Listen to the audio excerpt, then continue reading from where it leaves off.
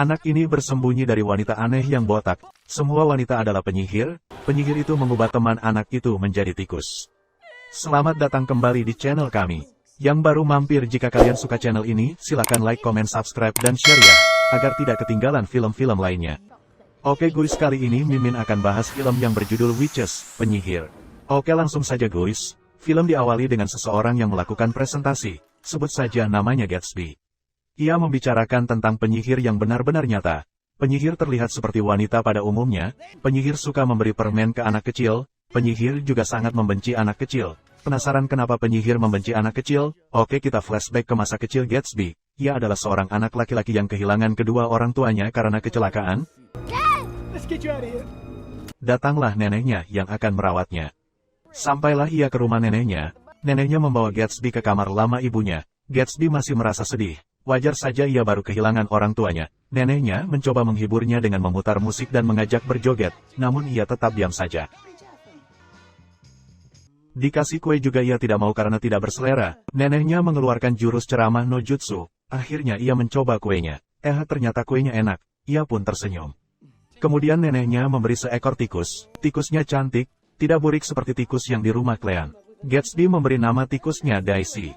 Lalu Gatsby melatih tikusnya beratraksi, seperti di sirkus-sirkus. Malam harinya nenek dan Gatsby berjoget bersama. Semakin hari Gatsby sudah melupakan kesedihannya dan menjadi ceria kembali berkat neneknya. Di luar rumah terdapat wanita yang mencurigakan.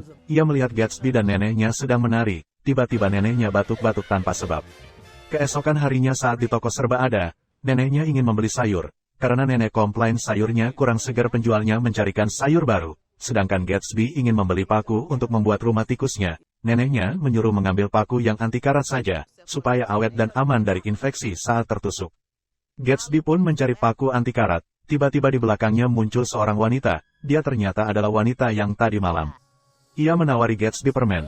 Namun ada ular di tangannya. Gatsby mendekat ke wanita itu seperti terhipnotis. Untung neneknya memanggil, wanita itu langsung menghilang begitu saja. Di sini neneknya masih saja batuk-batuk. Gatsby ingin menceritakan tentang wanita itu ke neneknya dan bergegas mengajak neneknya pulang. Sesampainya di rumah, neneknya pun menanyakan apa yang ingin diceritakan Gatsby. Lalu Gatsby pun menceritakan tentang wanita itu yang terlihat menyeramkan. Nenek mempertanyakan cirinya, apakah memakai sarung tangan sampai siku, memakai topi dan suara yang serak seperti engsel pintu berkarat. Semua yang disebut neneknya dibenarkan Gatsby.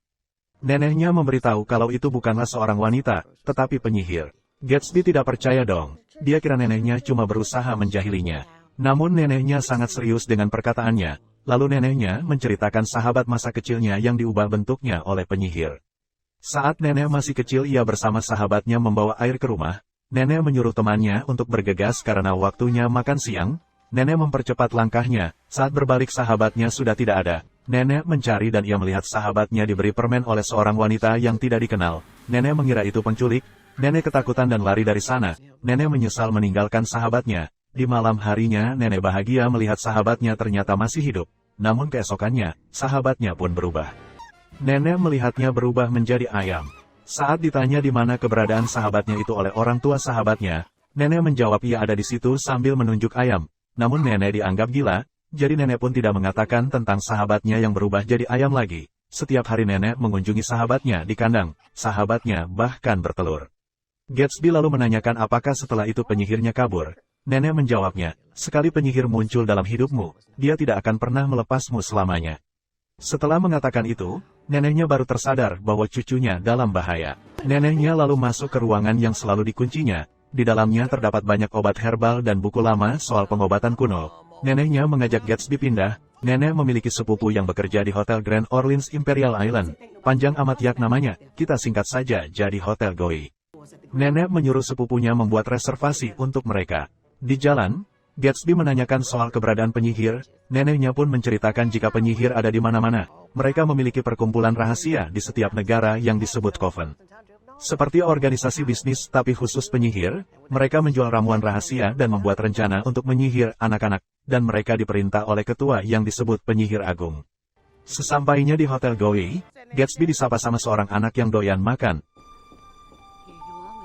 Lalu Gatsby dan neneknya pun ke kamarnya di lantai 4 nomor 766. Kemudian datang segerombolan wanita mirip ibu-ibu arisan. dengan riasan wajah yang aneh di mana terdapat goresan di samping bibir mereka. Sang ketua ibu-ibu menanyakan jikalau ada tikus di hotel ini akan diapakan. Pegawai hotelnya pun menjawab tentu saja akan memanggil pembasmi tikus. Si ketua pun mengumumkan ke anggotanya bahwa orang hotel akan memanggil pembasmi dan akan membasmi semua anak. Pegawai hotel heran dan meluruskan perkataan ketua bahwa mereka hanya akan membasmi tikus. Malah si ketua berbalik sambil melototin pegawai hotel itu. Ibu-ibu arisan ini benar-benar aneh guys.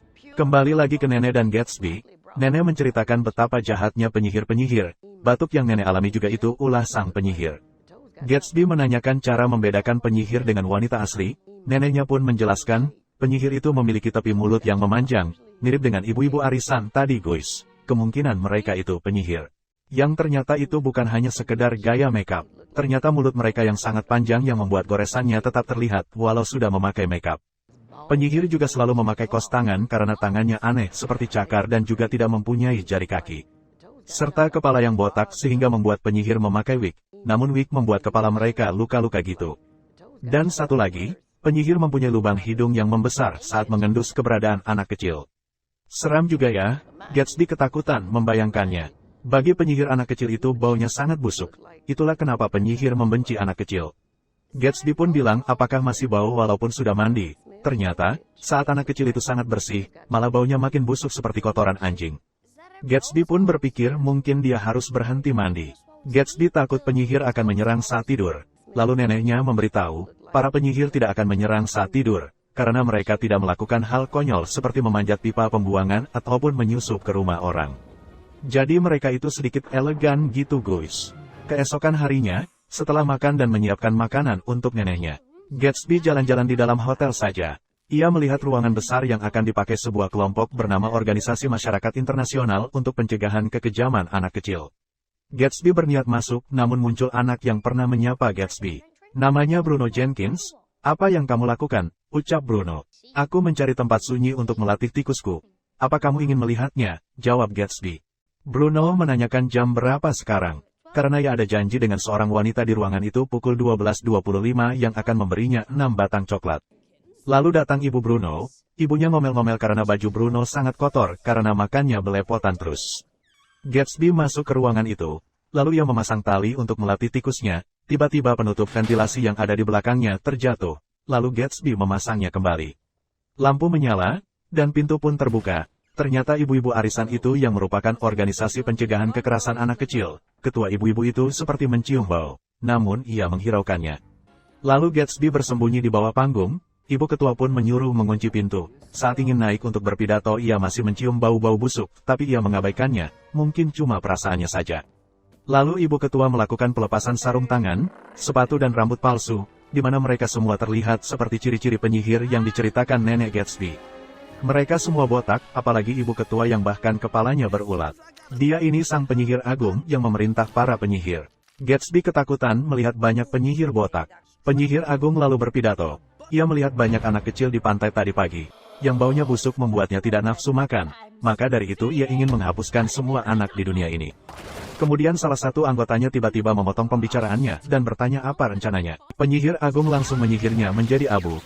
Dia bilang kalau itu pertanyaan bagus. Bagus kok malah disihir jadi abu ya. Ia memiliki sebuah ramuan yang ditetesi ke permen atau coklat yang akan diberikan kepada anak kecil. Dan menyuruh para penyihir membuka toko permen dan merubah semua anak kecil menjadi tikus. Dalam satu tetes ramuan, anak kecil itu akan berubah menjadi tikus dalam waktu 30 menit. Sedangkan jika memberi 3 tetes maka akan berubah dalam sekejap. Soal modal, ia katanya punya banyak uang di kamarnya yang bernomor 666. Penyihir agung telah memberi 1 batang coklat yang sudah ditetesi ramuan pada seorang anak gendut yang doyan makan. Yah, itu Bruno. Lalu tiba-tiba ia mencium bau anak kecil lagi. Dengan lubang hidungnya yang besar, ia menyadari keberadaan Gatsby. Saat panggung diangkat Gatsby sudah tidak ada di situ. Ternyata Gatsby bersembunyi di balik penutup ventilasi yang sebelumnya terjatuh. Tak lama kemudian datanglah Bruno. Bruno menagih janji penyihir agung yang akan memberinya 6 coklat. Sisa beberapa detik Bruno akan berubah menjadi tikus karena telah memakan coklat pemberian penyihir agung. Bruno pun menjadi tikus. Bruno malah tetap meminta coklatnya. Ia tidak sadar telah menjadi tikus. Bruno pun ingin diinjak oleh semua penyihir di sana. Saat Gatsby bicara kalau Bruno akan diinjak, tiba-tiba tikusnya ngomong kalau ia akan menyelamatkan Bruno. Gatsby kaget, tikusnya bisa ngomong. Tikus itu menyelamatkan dan membawa Bruno ke ventilasi. Bruno kaget karena Gatsby sangat besar. Gatsby bilang kamu yang jadi kecil. Si Bruno baru sadar kalau ia jadi tikus. Penyihir itu pun membuka ventilasi dan menemukan Gatsby. Penyihir agung lalu merubah Gatsby menjadi tikus. Saat Gatsby ingin lari, ekornya dipegang. Penyihir agung meminta palu, tikusnya Gatsby, Daisy, lalu menggigit jari penyihir. Mereka berdua pun lari. Dan penyihir agung malah memalu tangannya sendiri. Mereka bertiga lari. Tangan penyihir agung ternyata bisa memanjang. Jalan juga buntu. Untung saat Bruno datang mereka terjatuh ke bawah. Sedangkan tangan penyihir agung terkena kipas, sampai keluar darah hitam. Mereka bertiga pun mencari neneknya Gatsby yang tahu banyak tentang penyihir. Mereka melewati dapur. Lalu mereka sampai ke ventilasi lobi. Mereka pun ingin naik lift ke lantai 4. Saat sampai di depan lift mereka bingung. Gimana caranya ke lantai 4 sedangkan mereka tidak bisa memencet tombol lift. Untung ada orang yang ingin ke lantai 4. Mereka pun sampai dan mencari cara untuk memencet bel, karena pintu tertutup. Mereka naik ke tembok melalui sapu. Mereka lalu membuat tangga, dan akhirnya berhasil memencet bel. Saat turun dari sapu, Bruno terlihat orang. Mereka pun dikejar. Untung pintu terbuka dan mereka semua masuk. Neneknya juga berteriak tapi langsung menutup pintu. Gatsby pun memanggil neneknya. Gatsby lalu menceritakan semuanya. Neneknya sedih dan menyesal tidak bisa melindungi Gatsby. Bruno dan Daisy pun memperkenalkan diri. Daisy sebenarnya ingin berbicara sebelumnya tapi ia takut orang akan lari ketakutan mendengar tikus berbicara. Ternyata nama asli Daisy adalah Mary. Ia seorang anak yatim piatu yang tinggal di panti. Namun ia kabur dari panti, dan ketemu seorang wanita yang memberinya coklat, lalu ia pun berubah menjadi tikus. Kemudian datang tukang basmi tikus, menaruh jebakan tikus di tiap kamar hotel karena laporan dari wanita pembersih tadi. Lalu Gatsby mempunyai rencana. Ia ingat penyihir agung ada di kamar 666 yang berarti berada di bawah mereka. Ketika penyihir keluar kamar, Gatsby akan ke kamar penyihir dengan tas rajutan neneknya mengambil ramuan dan neneknya membalik sihir penyihir itu. Mereka lalu memerhatikan penyihir itu dari atas. Penyihir itu akan segera pergi dan membawa ramuannya masuk ke kamarnya. Mereka pun menjalankan rencananya. Gatsby mendapatkan ramuannya. Namun penyihir tiba-tiba datang. Gatsby bersembunyi, ia melihat penyihir agung membuka koper yang isinya uang yang sangat banyak. Saat keadaan aman, Gatsby lari keluar dan segera naik ke tas rajut neneknya. Neneknya pun menariknya, namun tiba-tiba penyihir agung melihat dan menarik tas itu. Neneknya beralasan kalau tas yang ia rajut terjatuh. Sang penyihir malah merasa pernah melihat nenek Gatsby. Untung ada yang datang ke kamar penyihir. Penyihir lalu pergi. Pegawai hotel membawa kandang untuk kucing penyihir agar mudah dibawa. Peliharaan dilarang berkeliaran di hotel itu. Tapi penyihir sudah menyogok jadi pegawai itu menyarankan memasukkan kucingnya ke kandang. Penyihir tidak mau. Tapi kucingnya malah masuk sendiri ke kandang itu. Pegawai menanyakan makanan apa yang akan dimakan penyihir dan anggotanya. Penyihir memilih makanan yang murah yaitu sup kacang belah tanpa bawang. Gatsby dan temannya yang sedang mendengarkan dari atas lari setelah penyihir melihat ke atas. Kemudian nenek meracik ramuan tadi. Ramuannya menghitam. Artinya tidak berhasil. Kekuatan penyihir lebih kuat dari pengobatan neneknya. Nenek sedih. Gatsby menghibur neneknya. Ia malah bilang kalau tidak keberatan menjadi tikus, karena tidak perlu sekolah. Lalu nenek menyarankan Bruno menemui kedua orang tuanya. Bruno tidak yakin kalau mereka menyukai tikus. Gatsby lalu memiliki rencana lagi. Gatsby pergi membawa ramuan ke dapur melalui ventilasi ruangan rapat. Lalu neneknya disuruh menunggu di lobi. Gatsby lalu memasukkan ramuan itu ke sup yang dipesan penyihir tadi, agar mereka semua menjadi tikus juga. Hampir saja Gatsby terjatuh untung ia berhasil naik kembali. Di sisi lain, nenek melihat orang tua Bruno, dan menghampirinya. Nenek memperlihatkan Bruno dan mengatakan kalau itu adalah anak mereka Bruno. Mereka tidak percaya, karena Bruno tidak berkata apapun. Mereka berteriak dan pergi. Nenek bertanya kenapa Bruno tidak berbicara. Ternyata Bruno sering dilarang ayahnya berbicara saat mulutnya penuh makanan. Makanya tadi ia tidak berbicara. Karena orang tua Bruno melapor kalau nenek membawa tikus, pegawai hotel menanyakan itu. Untung nenek jago mencari alasan. Dan mereka membawa nenek ke meja makan spesial sebagai permintaan maaf karena telah menuduhnya membawa tikus. Para penyihir pun memakan sup itu. Nenek memandangi penyihir agung. Penyihir agung sadar kalau ia diliatin, lalu menghampiri nenek. Nenek gemetar dan berusaha bersikap biasa saja. Penyihir agung mengingat nenek yang dulunya seorang anak kecil berambut kepang. Ternyata penyihir agung yang dulu menyihir sahabat nenek menjadi ayam. Gatsby melihat kunci kamar penyihir dan mengambilnya. Satu anggota penyihir berubah menjadi tikus. dan satu persatu penyihir lainnya juga berubah menjadi tikus. Terjadilah kekacauan, nenek pergi dari sana menuju kamar penyihir agung selagi ada kesempatan. Nenek mengumpulkan semua ramuan itu, lalu tiba-tiba pintu terbuka. Penyihir agung datang, Gatsby dan temannya bersembunyi, mereka tidak sempat memberitahu nenek kalau penyihir datang. Penyihir mengatai nenek sok berani. Nenek lalu mengatakan kalau supnya sudah dimakan, namun ternyata penyihir agung tidak sempat memakan sup itu. Gatsby lalu mempunyai rencana lagi. Nenek melihat Gatsby akan melakukan sesuatu. Nenek berusaha mengulur waktu.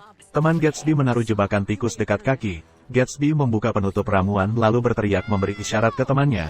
Temannya pun mengarahkan jebakan tikus ke jari penyihir agung yang cuma ada satu jari. Berteriaklah penyihir agung karena jari kakinya terjepit. Gatsby melempar keju dan membuatnya terbang menuju mulut penyihir. Ramuannya berhasil masuk ke mulut penyihir agung.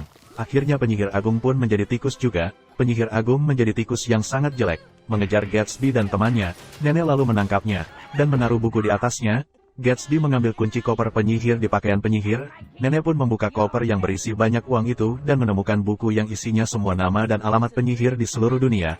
Mereka pun berencana mengubah semua penyihir menjadi tikus juga. Nenek melepas kucing si penyihir, kucingnya terus mendorong buku, sedangkan nenek membawa koper dan semua ramuan itu. Sementara penyihir sudah disantap oleh kucingnya sendiri. Nenek lalu pergi dari hotel dan membagi-bagi uang ke pelayan di hotel itu. Bruno menyapa ibunya, memberitahu kalau ia menjadi tikus. Ternyata orang tuanya tidak menyukai tikus. Kasihan Bruno. Bruno pun tinggal bersama dengan Gatsby, Mary dan nenek. Mereka bertiga bermain dan bersenang-senang. Mereka lalu menari bersama, serta berkeliling dunia untuk membuat para penyihir menjadi tikus. Kembali ke masa sekarang, Gatsby yang melakukan presentasi ke anak kecil, akan bekerja sama untuk merubah para penyihir menjadi tikus. Di sini hanya terlihat Gatsby saja, yang sudah menjadi tikus tua. Kedua temannya sudah tidak ditampilkan. Temannya pada kemana ya? Gimana menurut kalian? Hahem, masih menjadi misteri. Dan selesai. Sampai jumpa di review film selanjutnya.